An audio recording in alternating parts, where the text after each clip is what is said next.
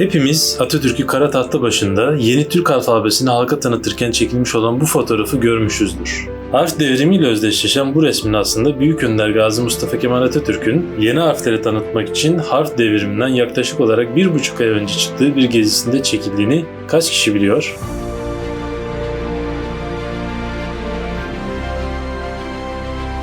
Harf devrimi olarak kabul edilen 1 Kasım 1928 tarihinde 1353 sayılı Türk harflerinin kabul ve tatbiki hakkında kanunun kabul edilmesiyle konuştuğumuz dilimiz değil, yazı yazmak için kullandığımız alfabemiz değiştirildi. Milli mücadelenin başlarında Erzurum'dayken 1919 senesinin 7 Temmuz'u 8 Temmuz'a bağlayan gece sabaha karşı Mustafa Kemal Paşa ileride yapılacak işleri Mazhar Müfit Kansu'ya not ettirmiş, bunların arasında Latin harflerinin kabul edileceğini de söylemişti. 17 Şubat 1923 tarihinde İzmir'de toplanan ve Cumhuriyet tarihinde çok önemli bir yere sahip olan Milli İktisat Kongresi'nden başlayarak konunun gündeme gelmesine rağmen bunu erteleyerek en ideal zamanı beklemişti. Milli mücadele kazanıldıktan ve Cumhuriyet'in henüz yeni ilan edilmesinden sonra Atatürk harf değişikliği konusunda ortamın yeteri kadar hazır olmadığının farkındaydı. O zamanki Cumhuriyet Halk Partisi Genel Sekreteri Saffet Arıkan ile arkadaşlarının hazırlayarak 8 Mayıs 1928 günü verdikleri Latin rakamları tasarısı mecliste kabul edildi ve 1288 sayılı Beynelmilel Erkam'ın kabulü hakkında kanun olarak 20 Mayıs 1928 günü yürürlüğe kondu. Yine aynı gün yapılan meclis toplantısında Milli Eğitim Bakanlığı Latin harfli yeni alfabeyi ve kurallarını saptamak için bir dil encümeni kurmuş ve bu alt kurul ilk toplantısında 26 Haziran 1928 tarihinde Mustafa Kemal Atatürk'ün başkanlığında yapmıştır. Yeni harf çalışmalarını yürütmek üzere 3'ü mebus, 3'ü eğitimci ve 3'ü uzman olmak üzere 9 kişiden oluşan bir komisyon 6 haftalık yoğun bir mesai sonunda çalışmalarını 12 Temmuz 1928'de bitirme noktasına gelmiş, Başvekil İsmet Paşa da 17-19 Temmuz tarihlerindeki toplantılara katılarak görüşlerini belirtip bu yeni alfabeye Türk alfabesi ismi verilmiştir.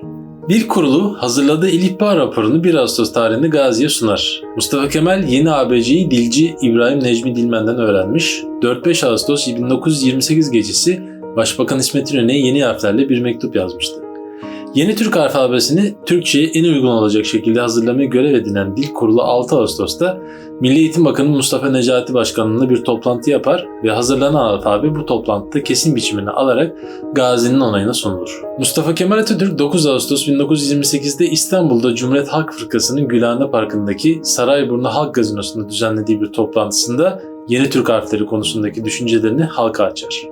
Arkadaşlar, bizim uyumlu zengin dilimiz yeni Türk harfleriyle kendini gösterecektir. Yüzyıllardan beri kafalarımızı demir çerçeve içinde bulunduran, anlaşılmayan ve anlayamadığımız işaretlerden kendimizi kurtarmak ve bu gerçeği anlamak zorundasınız. Anladığımızın izlerine yakın zamanda bütün dünya tanık olacaktır. Çok işler yapılmıştır. Ama bugün yapmak zorunda olduğumuz son değil, lakin çok gerekli bir iş daha vardır. Yeni Türk harfleri çabuk öğrenilmelidir. Her vatandaşa, kadına, erkeğe, hamala, sandalcıya öğretiniz. Bunu vatanseverlik ve milliyetçilik görevi biliniz.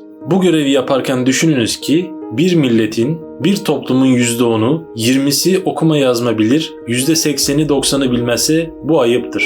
Bundan insan olanların utanması gerekir. Bu millet utanmak için yaratılmış bir millet değildir. Övünmek için yaratılmış, tarihini övünçle doldurmuş bir millettir. Fakat milletin %80'i okuma yazma bilmiyorsa bu hata bizde değildir. Türk'ün karakterini anlamayarak kafasını bir takım zincirlerle saranlardadır. Artık geçmişin hatalarını kökünden temizlemek zamanındayız.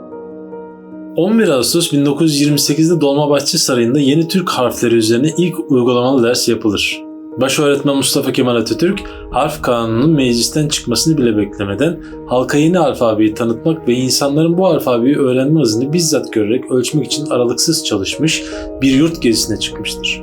23 Ağustos tarihinde Tekirdağ'a, 26 Ağustos'ta Bursa'ya, 1 Eylül'de Çanakkale'ye, 2 Eylül'de Gelibolu'ya, 15 Eylül'de Sinop'a, 16 Eylül'de Samsun'a, 18 Eylül'de Amasya'ya, 19 Eylül'de Tokat ve Sivas'a ve son olarak 20 Eylül tarihinde Kayseri'ye gelmişlerdi. İşte gördüğünüz bu fotoğraf, harf devrimi olarak kabul edilen 1 Kasım 1928 tarihinden yaklaşık 1,5 ay önce 20 Eylül 1928 tarihinde Kayseri Cumhuriyet Halk Partisi binasının önünde kurulmuş olan kara tahta başında yeni harfleri tanıtan başöğretmen Atatürk'ü ölümsüzleştiren fotoğraftır. Türkçe Tarih YouTube kanalına abone olmayı unutmayın.